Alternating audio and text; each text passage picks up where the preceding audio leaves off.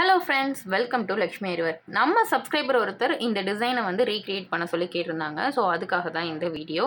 நான் ஆல்ரெடி என்னோட சைஸ்க்கு தகுந்த மாதிரி நெக் அவுட்லைன் போட்டுட்டு அண்ட் அதில் வந்து ஓவல் ஷேப்பில் நெக் அவுட்லைனில் இருக்குது. ஸோ அதையும் வந்து நான் ஃபில் பண்ணிக்கிட்டேன்.